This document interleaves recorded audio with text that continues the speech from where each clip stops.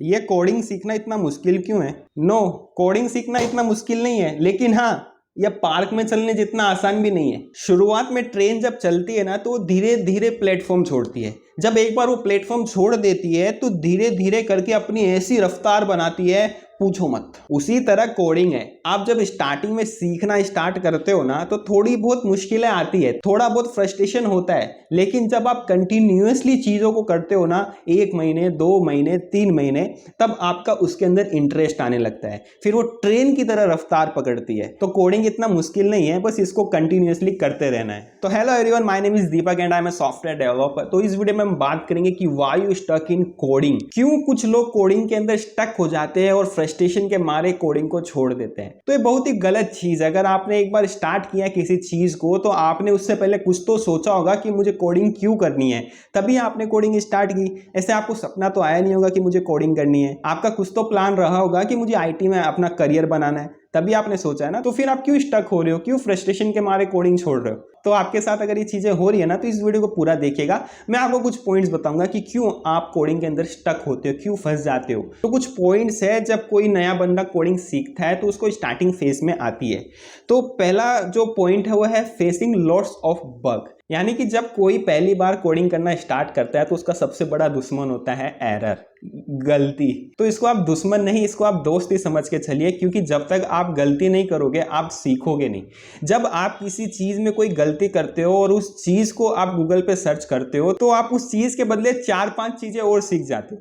तो गलती करने से बिल्कुल मत डरें। अगर आपको अभी स्टार्टिंग लेवल में बग्स आ रहे हैं, एरर आ रहे हैं, तो उस एरर को आप गूगल पे सर्च करो, उसका यूट्यूब पे सॉल्यूशन देखो। अगर आप कहीं पर काम करते हो तो उनसे पूछो, अपने कलीग से पूछो कि मुझे ये एरर आया, मुझे प्लीज़ इसका सॉल्यूशन बताओ। तो वो सीख ही रहा है तो लैंग्वेज के बारे में उसको इतना पता नहीं रहता है, तो थोड़े बहुत बग्स आते हैं, समझ में आता है, ठीक है। तो उससे ऐसा नहीं कि आप उस चीज़ को पकड़ के कोडिंग ही छोड़ दो। उसका आपको सॉल्यूशन देखना है, उसको आपको गूगल पे सर्च करना है, यूट्यूब पे सॉल्यूशन देखना है। यूट्यूब पे तो आपको भर भर की वीडियो मिल जाएगी, आप सर्च तो करो। जब आप एक चीज़ सर्च करोगे तो आप 4-5 चीज़ें और सीखोगे। नंबर 2 है ऐप क्रैश। ऐप क्रैश का मतलब ये होता है कि कोई आपने एप्लीकेशन बना लिया है ना, एप्लीकेशन बना लिया और आपने अच्छे से उसको डिप्लॉय कर दिया, होस्ट कर दिया।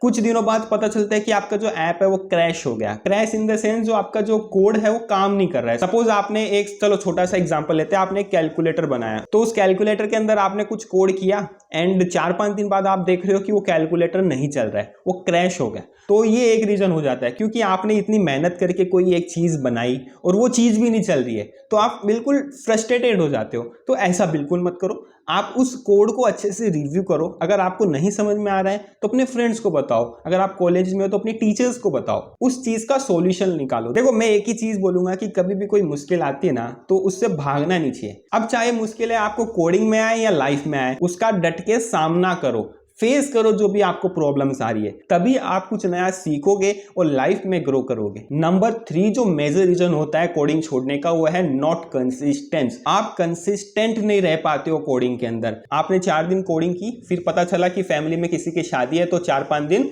हॉलीडे पे निकल गए। चलो समझ में आता है, शादी है तो शादी तो होगी ही ना, उसमें आप क्या कर सकते हो। तो ये तो जॉक था। चलो अभी आपने 1 हफ्ते तक कोडिंग की, अभी आप क्या कर रहे हो, जैसे कि आप जावास्क्रिप्ट सीख रहे हो, तो 1 हफ्ते तक आपने जावास्क्रिप्ट किया, आपको समझ में नहीं आ रहा, आपने चेंज किया, आप गए पाइथन पे, आपने पाइथन 1 हफ्ते किया, पाइथन समझ में नहीं आ रहा, आपने चेंज किया पीएचपी पे। पीएचपी पे आपने 1-2 महीने किया, समझ लो चलो इजी लैंग्वेज है, 1-2 महीने आपने पीएचपी को अच्छे से किया। फिर दोबारा से वही मन में आता है कि यार मन नहीं लग रहा है, चलो चेंज करते हैं। तो आप एक लैंग्वेज पे कंटिन्यू नहीं कर रहे हो। तो आपको ऐसा बिल्कुल नहीं करना है, आपको एक ही लैंग्वेज चूज करनी है, उसी लैंग्वेज पे आपको कंटिन्यू करना है। एंड सेकंड इसमें यह भी होता है, जैसे कि आप कोडिंग कर रहे हो 1 महीने तक, है ना, आपको कोई रिजल्ट मिला नहीं, एंड आपका कोई दोस्त है जो कि सेल्स में है, तो सेल्स में आपने उससे पूछा कि भाई तेरी सैलरी क्या है, एंड उसकी जो सैलरी है वो 20-25 हज़ार है और आप अभी सीख ही रहे हो। तो मन में ये भी आता है कि मेरा दोस्त है वो देखो 20 महीने का 20-25 हज़ार कमा रहा है और मैं ये क्या कर रहा हूँ कंप्यूटर के सामने बैठ के, तो चलो छोड़ो इसको, मैं भी सेल्स में जाता हूँ।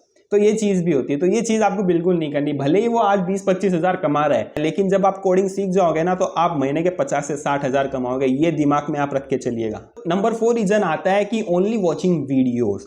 आप दिन भर बस YouTube पे वीडियो चला ली ट्यूटोरियल की, बस उसी को देखे जा रहे हो। 1 घंटे का ट्यूटोरियल देखे जा रहे हो, 2 घंटे का वो सीरीज देखे जा रहे हो, एक साथ जो सिखाते हैं ना एक ही वीडियो में, वो देखे जा रहे हो, लेकिन आप खुद से प्रैक्टिस नहीं कर रहे हो।